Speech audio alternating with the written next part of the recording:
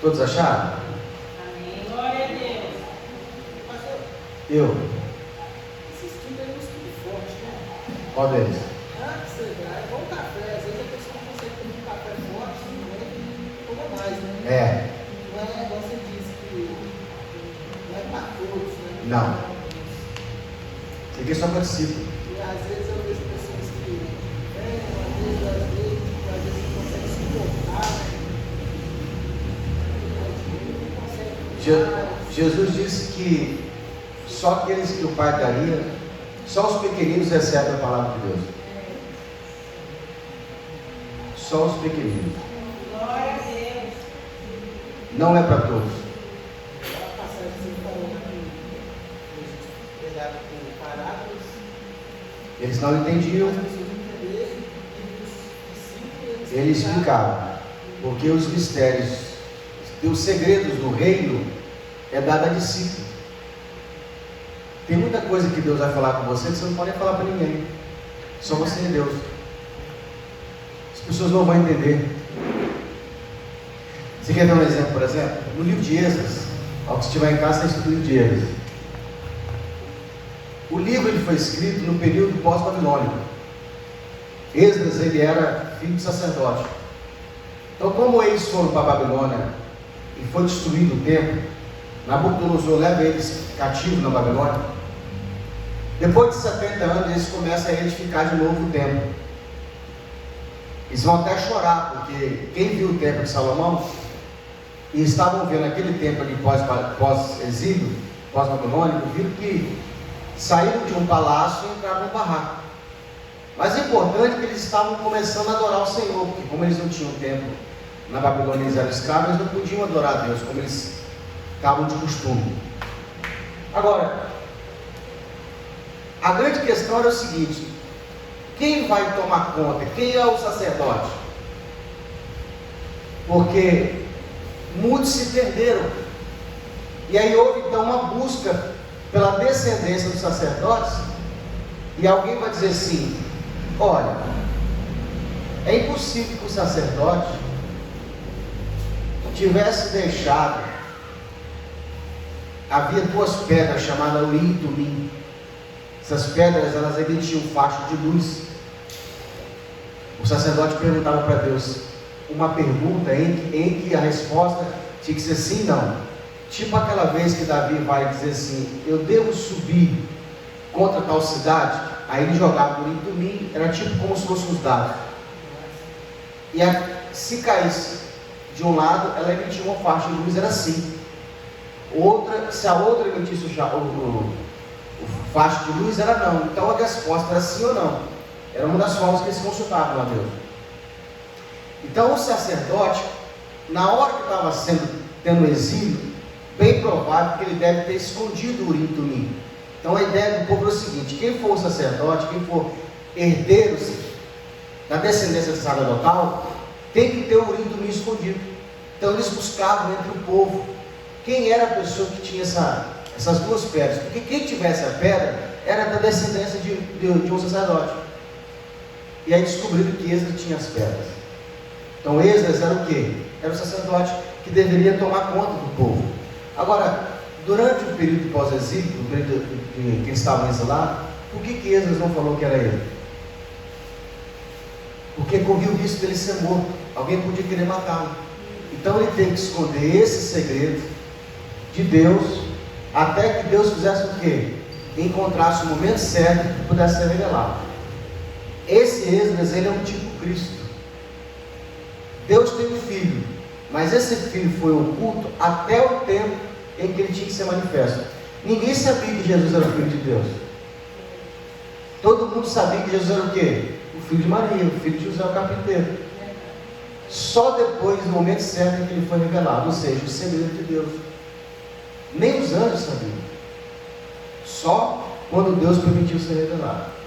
Então, você vai entendendo que Deus tem segredos. Deus tem mistérios. E Ele não está querendo revelar para todo mundo. Por exemplo, a Bíblia diz que quando o anticristo vier, ele vai enganar a muitos. Olha o que a Bíblia diz: e se possível fosse, até os escolhidos seriam enganados. Aí você pergunta, pastor, quem que não vai ser enganado?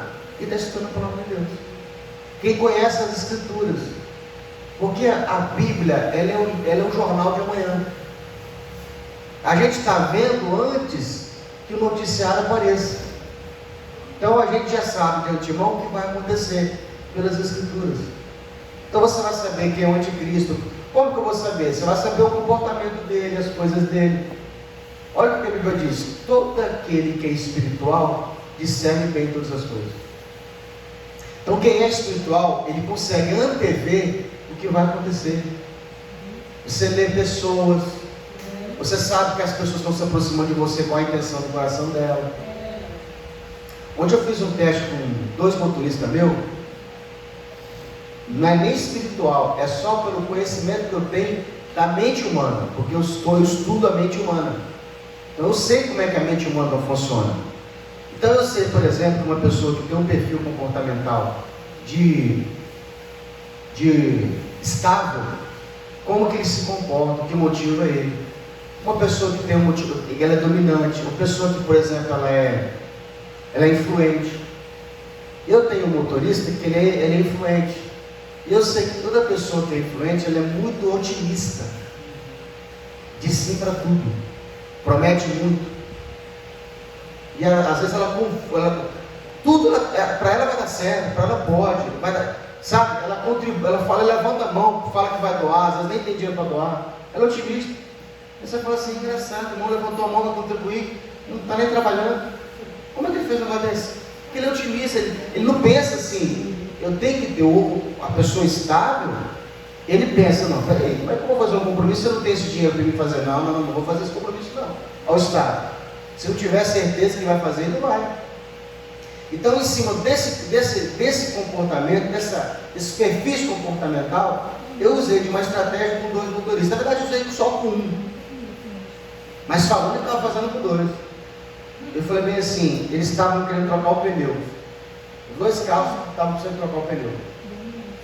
Tinha um pneu bom no carro e ruim. Cada carro tinha um pneu bom e um pneu ruim. Aí, os 2 me pediram para trocar o pneu. Eu falei bem assim, para um. Eu não falei para os 2 não, só falei para um. Eu falei bem assim, fulano também quer trocar o pneu do carro. O seu tem um bom e o dele tem um bom. O seu tem um ruim e o dele tem um ruim. Quem conseguir bater a meta primeiro e fechar a semana primeiro, eu vou trocar pneu, vou botar pneu novo. O que perder, eu pego o pneu do outro e coloco no de cá. Eu pego o bom de lá e coloco no de cá. Você vai ficar com o pneu minha vida aí, por mais uns 3 meses ainda aí. Aí o cara falou assim, pode separar o pneu. Aí sabe o que eu fiz? Entrei na mente dele.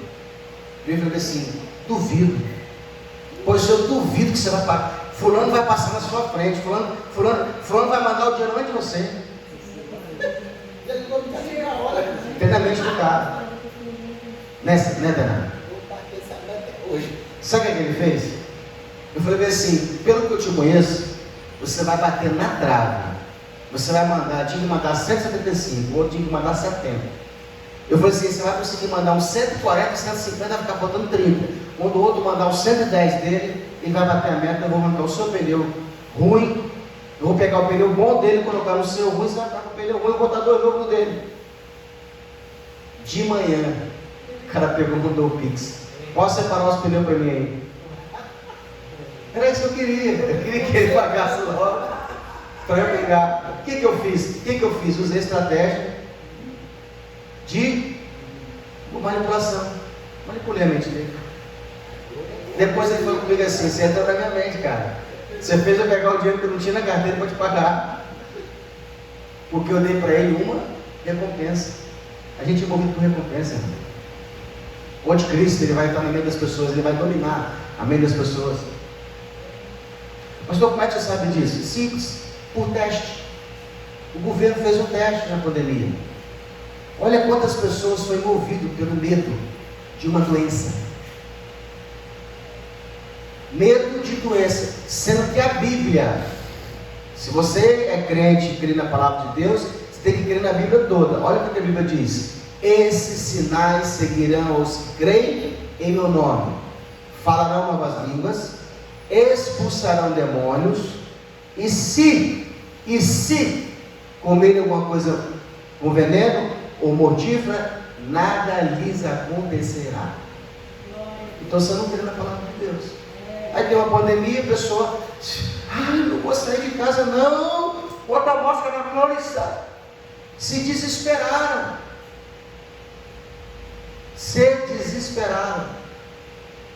O diabo fez o teste dele. Opa, o povo está manipulado.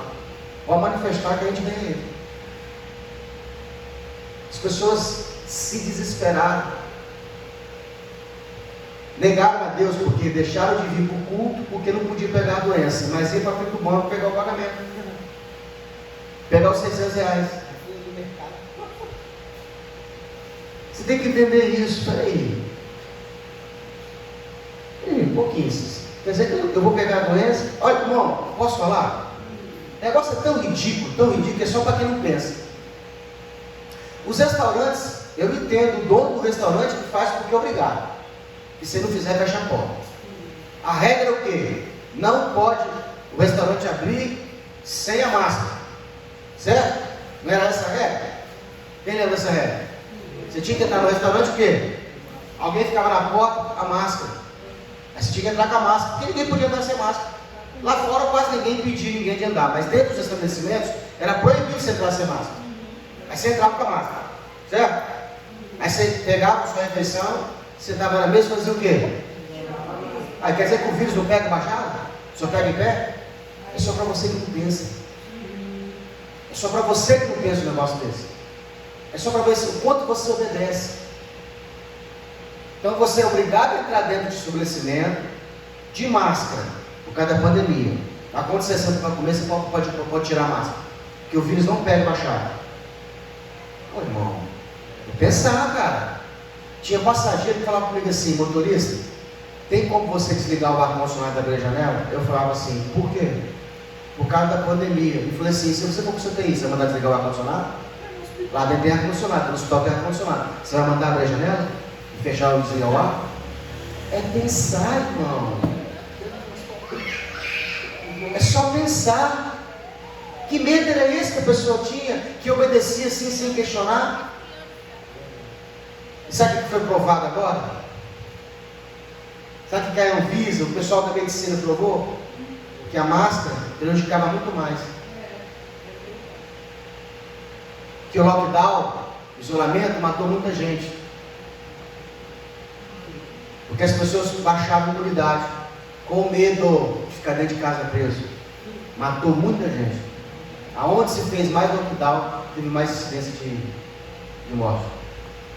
Então o governo, porque o anticristo, ele é um governo, ele vai vir governando. E ele vai manipular as pessoas.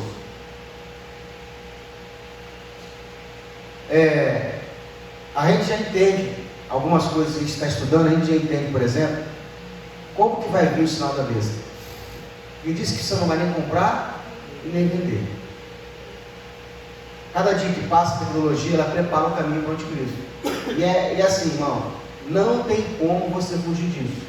Você precisa aprender como você governa para que você não seja refém. Então, dinheiro de papel, 98% do dinheiro mundial já é digital. Não se trabalha com dinheiro em espécie. Certo? Então, como é que é feito os maiores pagamentos hoje? Uma transferência eletrônica. O que você precisa ter para ter transferência eletrônica? Uma carteira, um celular, uma conta, um chip com internet. Tem que ter internet. Sem internet você não faz transferência.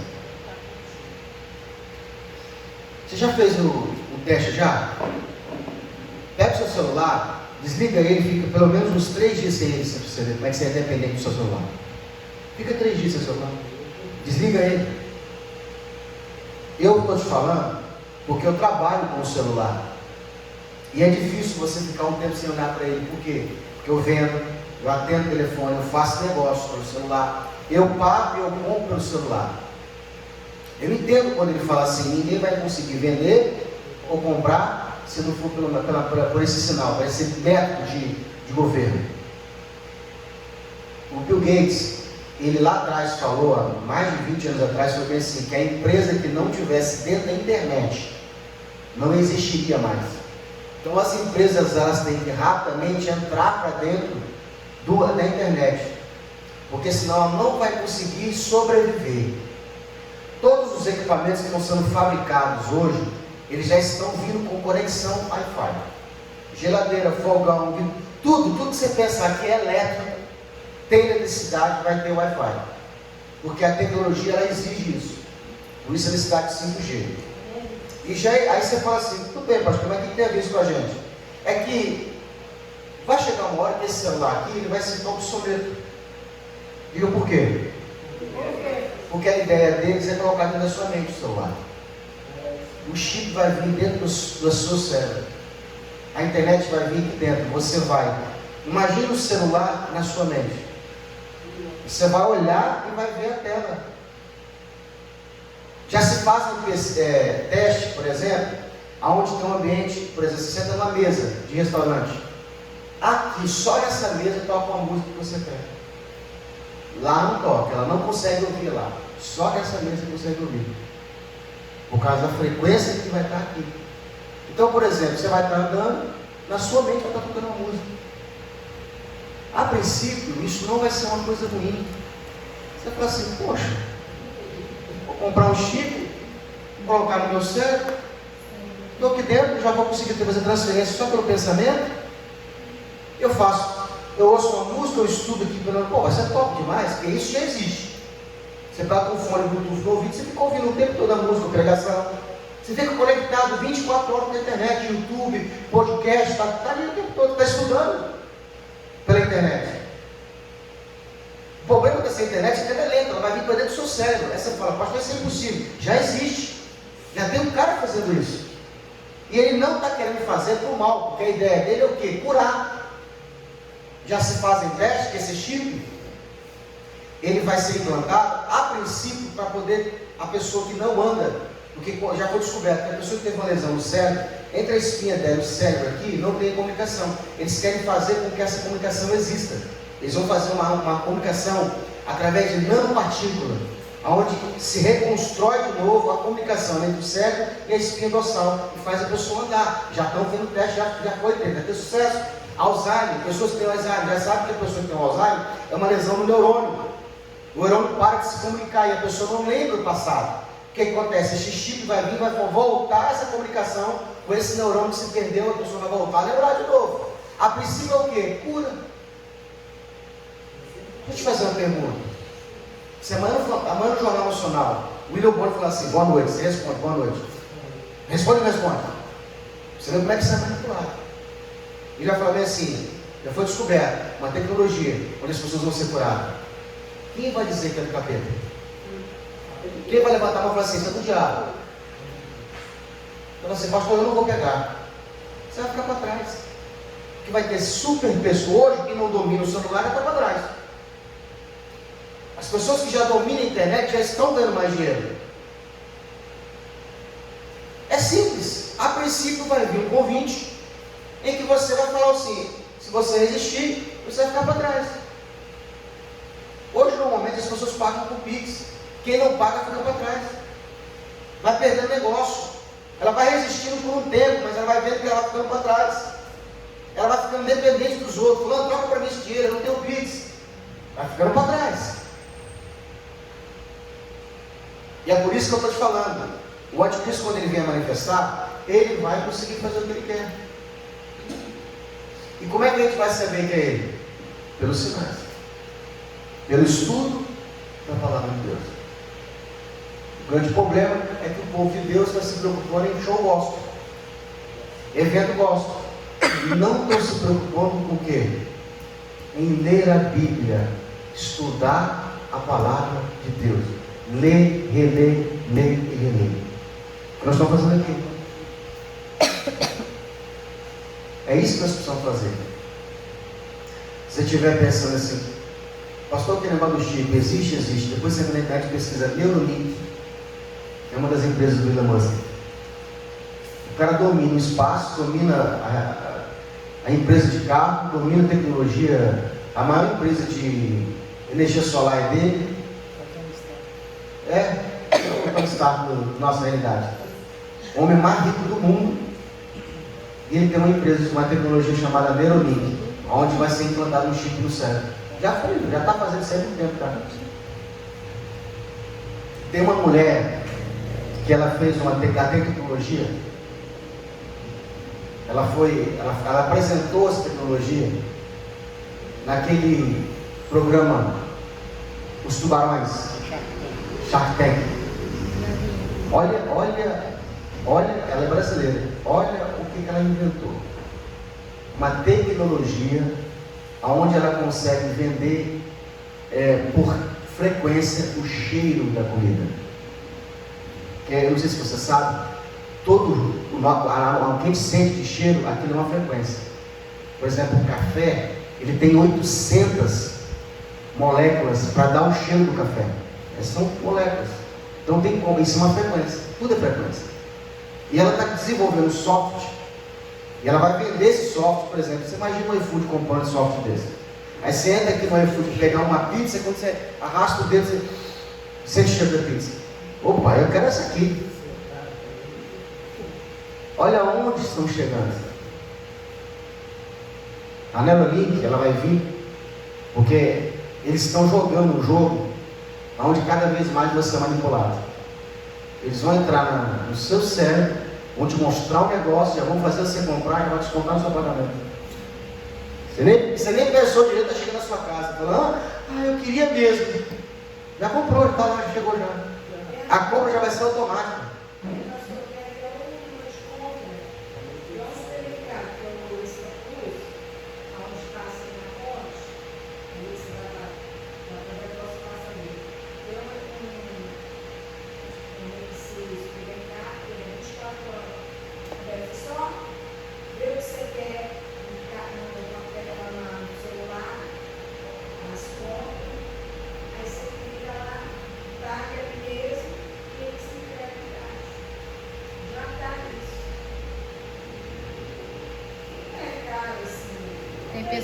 Você paga, a pessoa ela é paga para ir no mercado fazer a compra para você entregar na sua casa. Tudo pronto para a internet. Enquanto a gente está aqui brigando aqui com os passageiros, a Uber já está comprando os carros de gente sozinho. Eles estão acima, bem lá na frente. A Uber está investindo pesado na alimentação. Porque ela entendeu que o que se vende é o que vende mais rápido. Qual o grande problema da entrega, da compra? A entrega. Então, se ela investe na entrega, o que eles estão criando? Eles vão criar outros pontos de distribuição, onde, por exemplo, uma grande distribuidora, como é que ela vai vender aqui no São Paulo, vai vender em Vila Velha, vai vender em Cariacica? Ela não precisa sair no centro de distribuição e logística, é muito caro. Então eles montam vários pontos de armazém, entendeu? A empresa vai fazer a compra da distribuidora e ela vai entregar para você. Ela não vai ter um armazém mais para poder aguardar aquilo. Então a Uber está fazendo isso aí, ela está montando os armazéns para que as pessoas coloquem os seus produtos distribuídos para que o frete fique mais barato. Então, quando você comprar, independente se está em São Paulo, está na Serra, está em Vila Velha, o centro de distribuição vai ser igual que estiver mais perto de você. O cara, por exemplo, eles estão comprando grandes, aqui na Serra está construindo bastante, você já ouviu? Esses armazéns grandão ali? Então, centro de distribuição aquilo ali. Eles fazem assim, eles compram o terreno, montam o centro de distribuição, aqui eles pegam, botam várias cozinhas, e aqui tem os armazéns, aqui tem o supermercado. Aí você vem aqui e monta o seu restaurante aqui, seu restaurante. O outro coloca o dele aqui, o outro coloca o dele aqui. Aonde? O motoqueiro fica aqui, ó. Na hora que você vender, o motoqueiro já pega aqui e já vai entregar. Se o daqui vendeu, o daqui pega. Acabou o queijo, vem aqui e compra aqui dentro do armazém. E eles vão explorar o quê? Esse espaço aqui, a locação aqui, ó. Bem parecido com o modelo do McDonald's. O McDonald's não ganha dinheiro com o hambúrguer, ele ganha dinheiro com aluguel. Ele compra o terreno coloca a franquia, te vende a franquia, você paga pela franquia, mas você tem que alugar o terreno dele. Você não pode colocar o McDonald's no seu terreno, tem que alugar o dele. Está nem preocupado com a sua venda, está preocupado com o aluguel que você vai pagar pelo imóvel dele. É assim que o McDonald's ganha dinheiro. Você já paga 1,5 milhão pela franquia, que é um dinheiro violento. E com o seu 1,5 milhão que ele pegou, ele pega como terreno e te aluga. Os caras estão dominando. Vamos falar de Bíblia? 12. E desde os dias de João Batista até agora, se faz violência ao reino do céu, e pela força se apoderam dele. Aí, pastor, está vendo? Você falou que não precisa fazer força para ser salvo. Olha aqui a Bíblia dizendo, Jesus dizendo que desde João Batista até agora se faz força para ser salvo. Está escrito isso na Bíblia? Sim ou não? Não. Força para ele salvar. Mas está aqui, ó. Desde os dias de João até agora se faz força para entrar no reino, e só os valentes se apoderam dele. Entrar no reino. 12, e Mateus 11.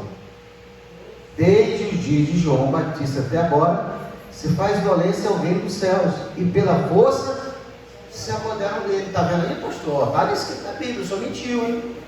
Tem que fazer força para se salvar. Está escrito isso na Bíblia? Tá ou não tá? E aí? Aonde estou eu? Oi? Para o reino se faz força para ser salvo, não. Exatamente. Aqui está falando de reinar. Reino dos céus é governo, não tem nada a ver com salvação. Então, para me salvar, realmente eu não tenho que ter esforço. Não pode ter dor, não pode derramar sangue, nem lágrima. Por quê, pastor? Porque já foi derramado. Você sabe como é que a salvação ela é na mente de Deus?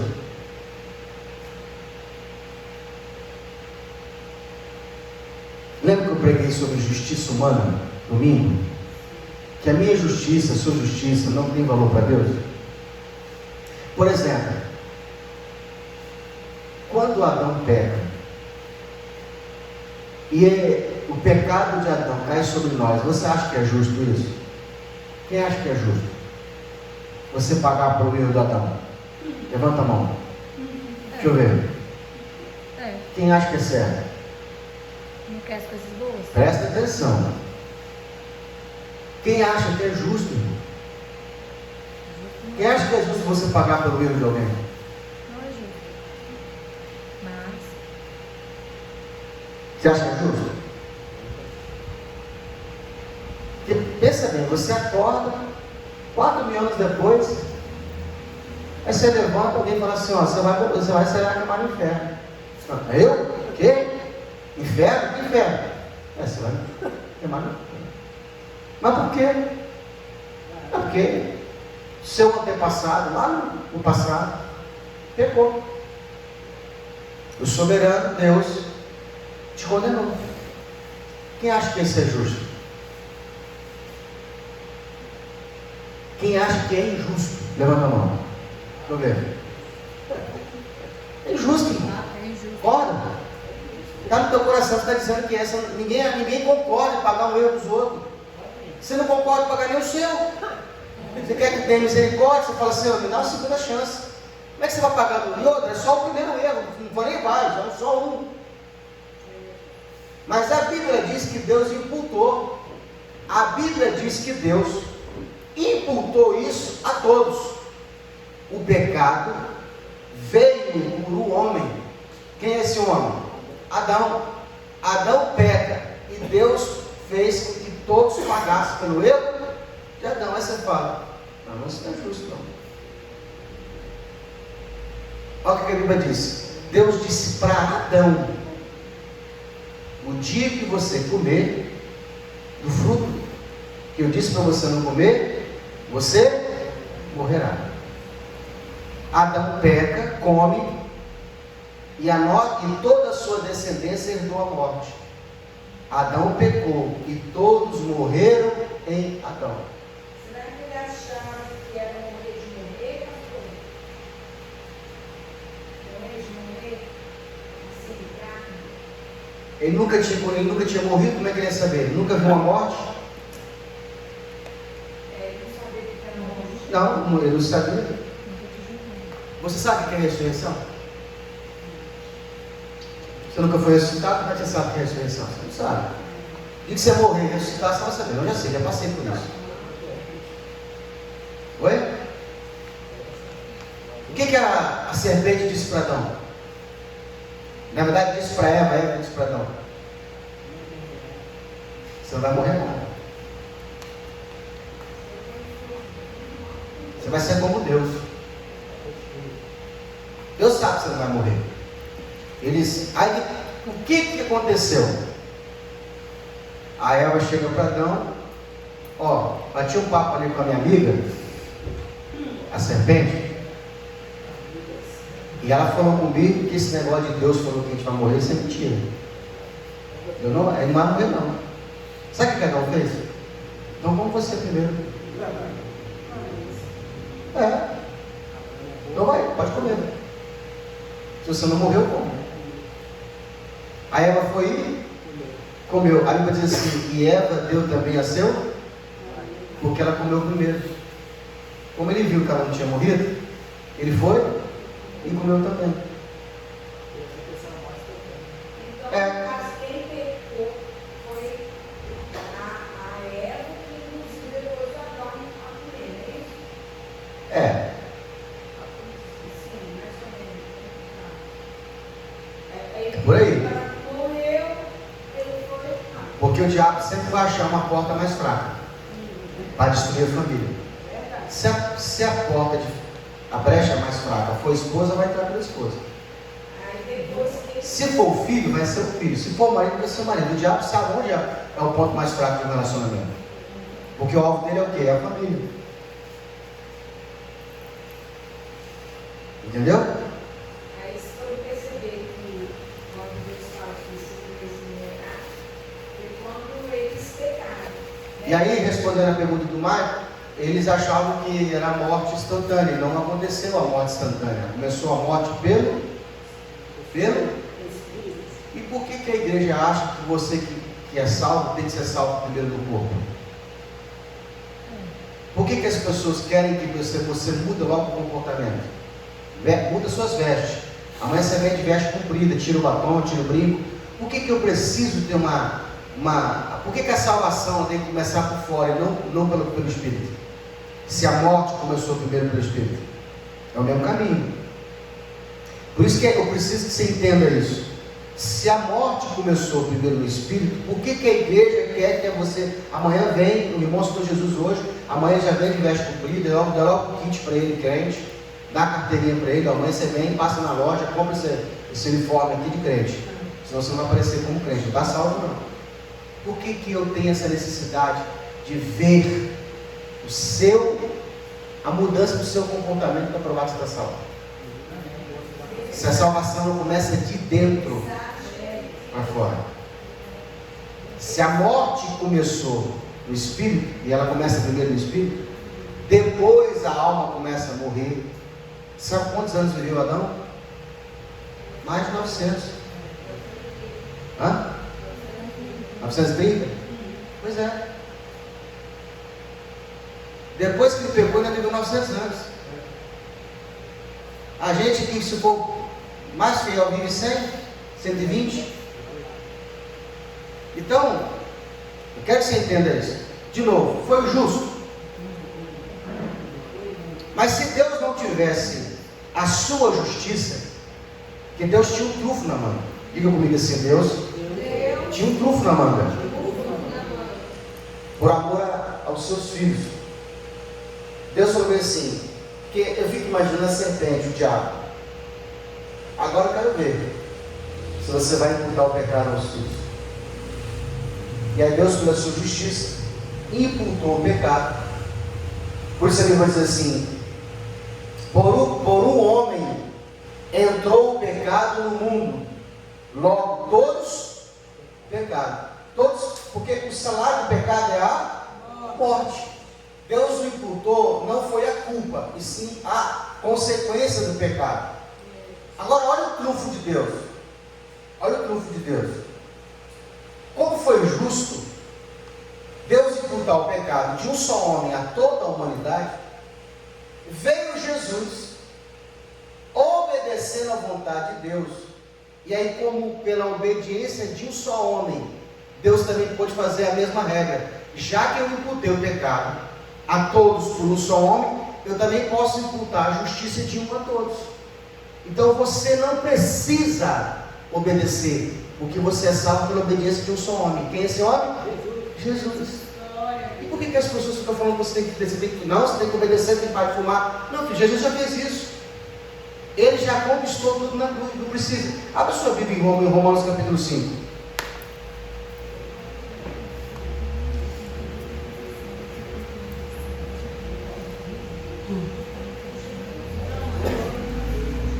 Nós estamos lendo a Bíblia.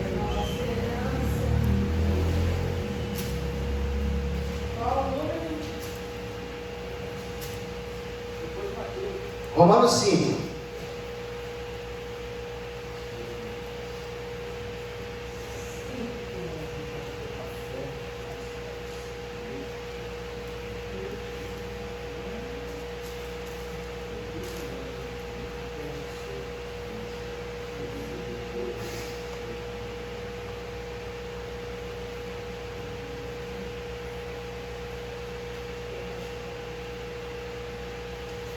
Quem achou, diga amém.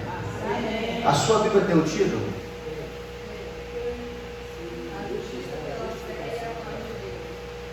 A justiça ou a justificação? A justificação pela fé. Não quer dizer nada, mas só para a gente explorar esse título aqui. O que é justificação? Justificar algo.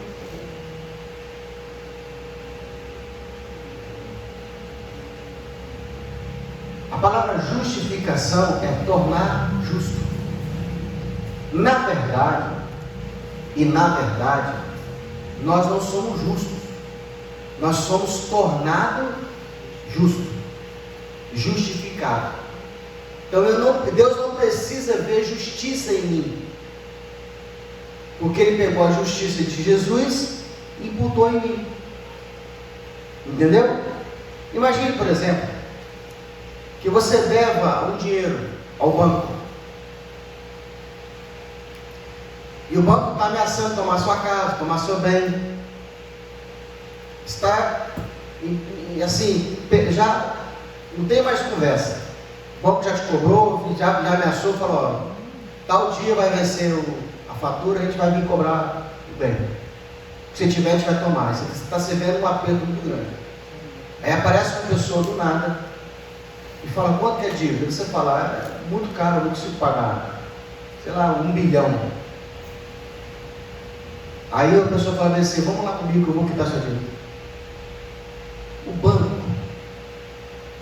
quando ele vai receber a dívida, ele quer saber se você arrumou o dinheiro onde você arrumou? Hã? Ele pergunta assim: quem vai pagar? Eu falo: o dinheiro está aí? Vai fazer um pix, sua transferência. Ele está recebendo a dívida, ele quer saber se você que arrumou, se você que vai ficar devendo. Ele já, naquele momento, quando apareceu a pessoa que vai pagar, o banco se sente como? Justificado. Bom, alguém está pagando, não estou no prejuízo. O montante que alguém pagou. O banco te vê com você como um devedor? Não, quem pagou foi fulano, ainda continua devendo. Tem isso? Então, irmão, por que esses irmãos ficam achando que você deve alguma coisa ainda para poder... Eu preciso fazer alguma coisa, eu preciso melhorar, porque senão Deus não... Se Jesus já pagou a dívida, está pago. Deus te olha e vê você como um inocente. Você não tem mais nada para sentar com Deus, não. É porque vocês não leram a Bíblia. A Bíblia diz assim: Jesus cravou na cruz toda a cédula de dívida contrária a nós. Tudo, engraçado, né? As que você fez e que você vai fazer ainda. Não tem mais nada, não tem mais dívida nenhuma. Mas parece que o crente, não, eu ainda continuo devendo, eu quero pagar. Não tem como pagar. Vamos lá. Versículo 5, versículo 1 do capítulo 5. Sendo, pois, justificado pelas obras? Pela fé. Eu me torno justo crendo em Cristo, tendo paz com Deus. Por quem? Por nosso Senhor Jesus Cristo. Jesus Cristo, ele pegou na sua mão, na mão de Deus, e uniu nós dois. Acabou, não tem mais briga, não tem mais inimizade. Jesus, ele é a oferta perfeita, ele é a ponte, o pontífice, ele é o caminho, a verdade e a vida, é ele que nos conduz a Deus. Versículo 2: pelo qual também temos entrado pela fé, sempre por ela, nunca pelas obras, presta atenção, pela fé, a esta graça, na qual estamos firmes e nos gloriamos na esperança da glória de Deus. E não somente isso, mas também nos gloriamos nas tribulações, sabendo que a tribulação produz paciência, e a paciência, a experiência, e a experiência, a esperança. E a esperança não traz confusão, porquanto o amor de Deus está derramado em nosso coração pelo Espírito Santo, a qual nos foi dado. Porque Cristo estando nós fracos, morreu em tempo pelos ímpios. Jesus não morreu por ninguém santo. Jesus não morreu por ninguém justo. Ele morreu pelos. Quando ele morreu por você, você era ímpio. Porque, olha só, apenas alguém ouse morrer ou morrerá por um justo, pois poderá ser que pelo bom alguém ouse morrer. Mas Deus prova o seu amor para conosco, em que Cristo morreu por nós, sendo nós ainda pecadores. Se Cristo morreu por você quando você era pecador, e agora que você melhorou um pouquinho? Que agora você melhorou um pouco.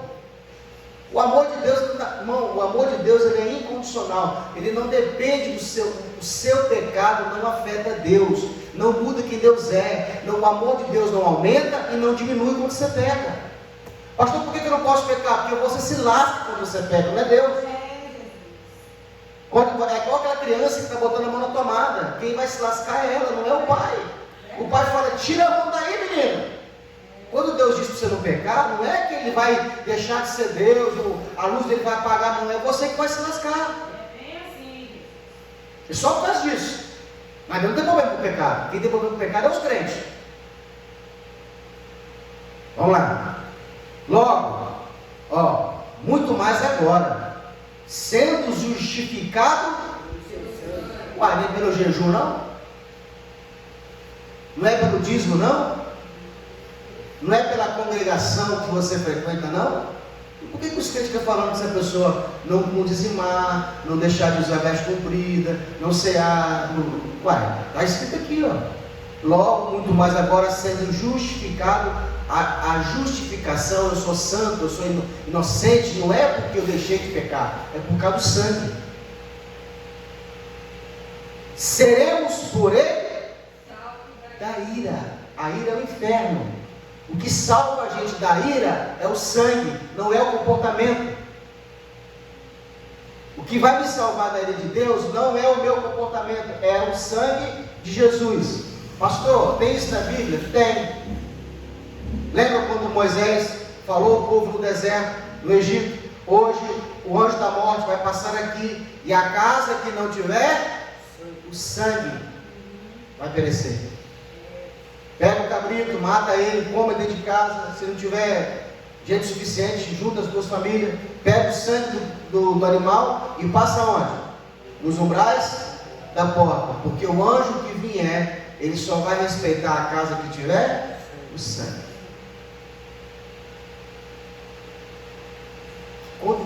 Quando Deus olha, ele te vê atrás do sangue de Jesus.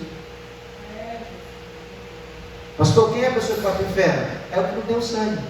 Não é o que é da batismo, não é o que é da assembleia, não é o que é da Deus e amor, não é o que não usa brinco. Não é quem está debaixo do sangue. É o sangue que te livra do inferno. Não é as suas obras. Tá bom, vamos lá. Porque nós, versículo 10. Porque se nós, sendo inimigos, fomos reconciliados com Deus, por quê?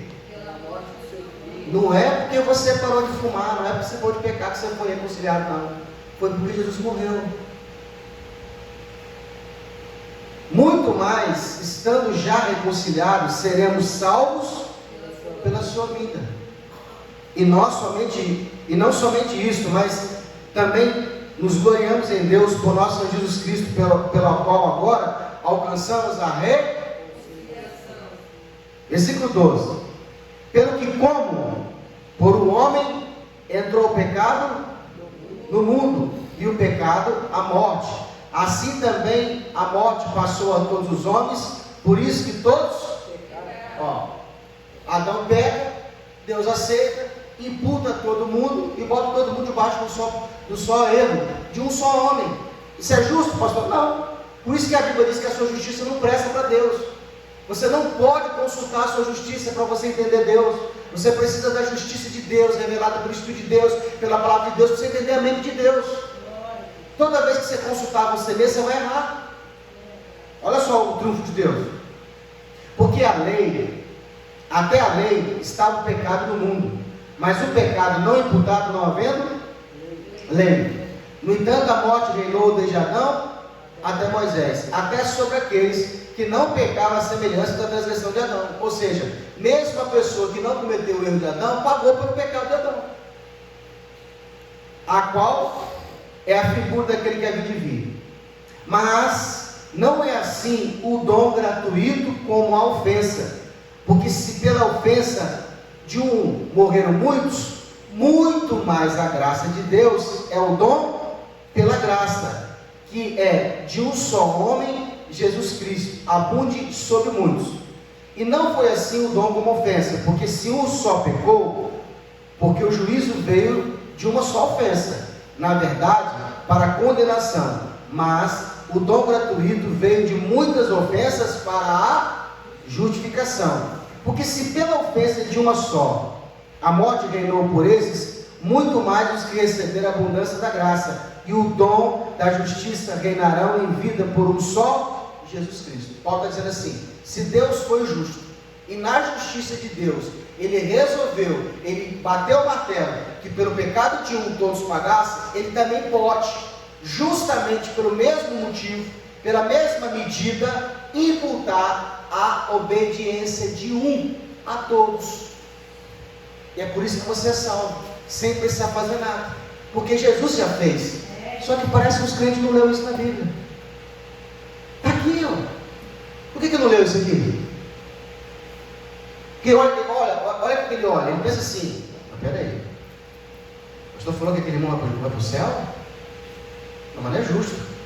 Eu estou aqui me esforçando, doido para poder adulterar, não adultera com medo do inferno, o cara vai, não vai não, porque ele consulta a justiça dele, porque ele acha que o esforço dele vale alguma coisa. Toda vez que eu vou ensinar para alguém lá fora acerca da salvação pela graça, a primeira coisa que ele pergunta: então pode pecar? Eu falei assim: poder não pode não, mas já pega sempre sem poder, então continua pecando, porque Deus não impediu ninguém de pecar. Até porque, para eu parar de pecar, Deus precisa mudar a minha natureza. Irmão, coloca um homem santo e uma mulher santa, tira a roupa dos dois e bota os dois sozinhos, o que acontece? Coloca um homem e mulher, os dois santos no quarto, tira a roupa dos dois para você ver o que acontece. Vai cair, porque a natureza é propensa. É por isso que eu tenho que fazer o quê? Usar roupa e ficar distante, porque se encostar, pega fogo. É só por isso que eu tenho que ter distância, porque eu não posso confiar na minha carne. Não, os dois. Eu não boto um homem santo, um homem de bem, e bota uma mulher de bem. Se tirar a roupa, vira de mal, irmão. Tem esse negócio de, não tem não, fica distante um do outro. Eu não quero errar, fica distante. Eu já tentei fazer isso, irmão. Quando eu namorava com a minha esposa, e quando eu estava me convertendo, eu namorava com a minha esposa. Eu falei, ó, agora estou na igreja, estou querendo sinceridade com Deus. Foi o seguinte, não vamos transar mais. Eu falei com ela. Já tinha 5 anos transando. Aí me converti, falei, eu quero viver uma vida de santidade. Eu tentei, irmão, estou te falando. Pode chamar ela aqui e perguntar. Foi ou não foi? Ela foi, é verdade. Então vamos namorar sem transar. Eu quero obedecer a Deus. Durou 1 semana. Fica dormindo lá em casa, nós caímos. Eu fiquei mal, fiquei triste. Sabe o que eu tive que fazer? Das duas, ou a gente separa como um casal. Por isso que a Bíblia vai dizer: os jovens, se não conseguem se conter, que se casem. Porque é melhor casar do que abrasar. E abrasar não é amaziar. Não tem nada a ver. Abrasar é arder em desejo. É ficar com os hormônios à flor da pele. Então, se eu não quero cair, o que eu faço? Mantenho a distância. Quando eu vi que eu não conseguia ficar com a minha namorada, namorando com ela, sem ter relação, porque a carne já estava acostumada com sexo, eu falei assim, chamei o pastor na época, falei, pastor, tem um problema para resolver com o senhor. Procurei meu pastor. O que é? Eu namoro com a menina, já tem 5 anos. Não sei se eu quero casar com ela. Eu acho que ela não é a pessoa da minha vida, mas tem um problema. E qual é o problema? Eu fiquei uns dias tentando não cair, mas eu teve jeito, caí.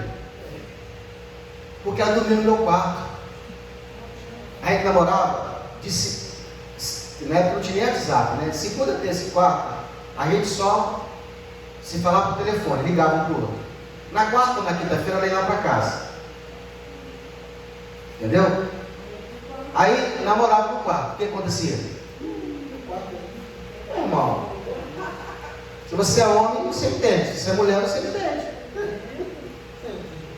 Começava com um beijo, daqui a pouquinho acabava o quê? Finalmente. Isso foi acontecendo que eu falei, não vai dar certo. Aí o pastor falou assim, não faz o seguinte, chama ela e casa com ela. Pastor, mas eu não amo ela.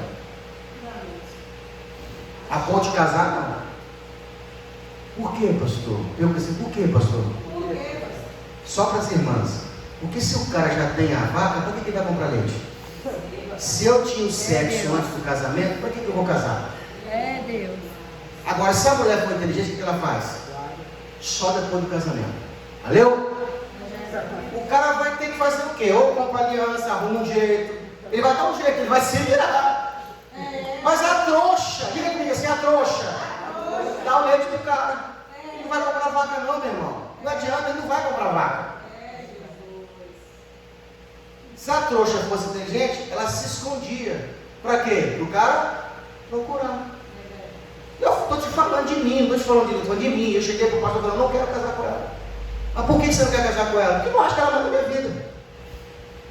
Por que você não acha que você não vai? Porque eu não quero. Mas eu tinha um problema, eu não queria casar com ela, mas também não queria ficar sem sexo. Na verdade eu queria, mas não aguentava, né? Aí eu tinha que fazer o quê? Casar. Foi a melhor coisa que eu fiz na minha vida, que minha esposa é uma benção. É a mulher da minha vida. Mas eu só passei a amar ela depois de 10 anos. 10 anos. Quimicamente, de pé, a gente estava muito bem. Mas eu não via ela como uma esposa. Aí eu aprendi que, na verdade, você não casa com a esposa. Você casa com uma mulher. E você constrói uma esposa. A mulher não casa com o marido. Ela faz do cara que ela casou o seu marido. Tem que ensinar, irmão. A minha esposa me ensinou seu marido e eu ensinei para ela ser minha esposa. Mas eu casei com uma mulher e ela casou com um homem.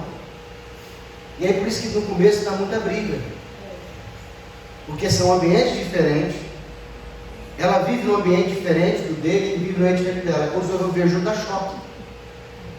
Escova de dente para um lado, roupa para o outro. O ambiente que eles estão vivendo, até os dois se entenderem, sai muita faísca. É por isso que de vez em quando não quer pegar a bala e ir embora. Porque é dois estranhos vivendo juntos. Então,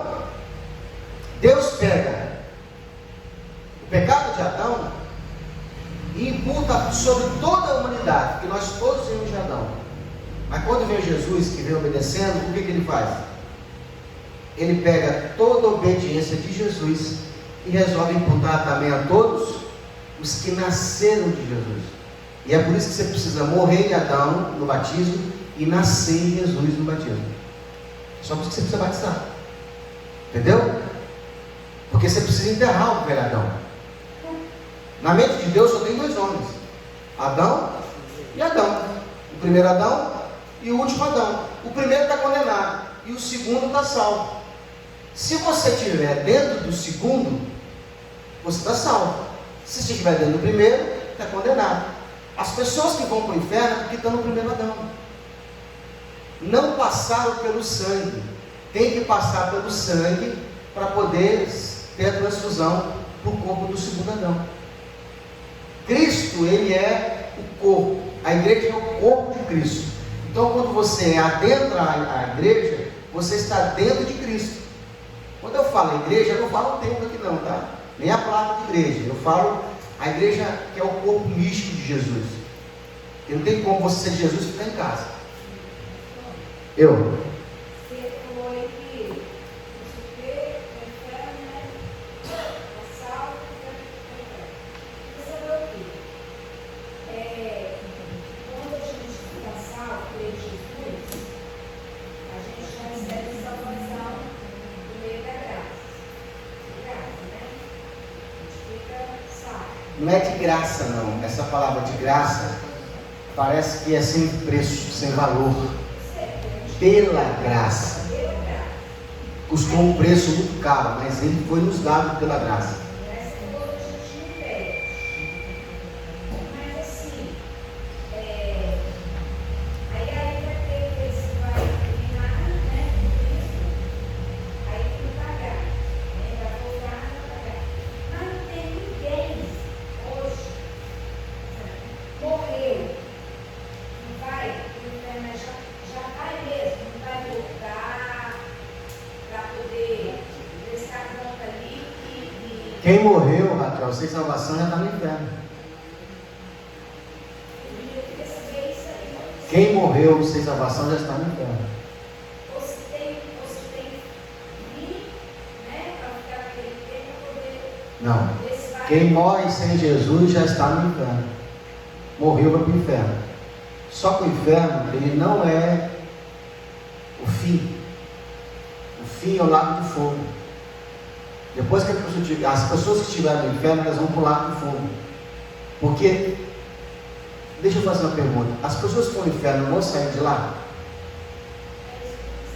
Vai? Vai. Não, irmão, Pedro.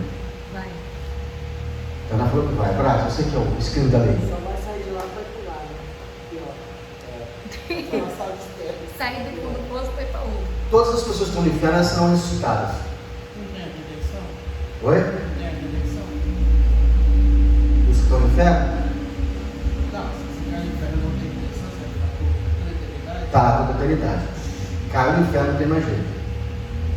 Mas elas serão ressuscitadas para passar pelo juízo final, para saber por que estão indo para lá.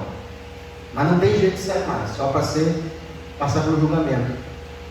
E aí depois disso elas vão para onde? Para o lago de fogo, que é a segunda morte. É porque o inferno não afeta os espíritos, os demônios, nem o diabo. E a Bíblia diz que esse lago de fogo queima, traz dano aos espíritos. Então eles serão já lançados lá. Entendeu? Que, por exemplo, existem espíritos que Deus fez que eles são de fogo. Mas existem pedras de fogo que tem no altar de Deus, que esses espíritos que são de fogo precisa pegar com auxílio de materiais, senão eles se queimam. É fogo que queima fogo. Entendeu? Já jogou óleo fervendo no fogo? O que acontece? Fogo sobe. Aí você fala, mas é o óleo fervendo. Como é que vai bater no fogo, vai queimar mais? Que vira combustível. Vamos lá, cadê? Para onde? Versículo 16. Não,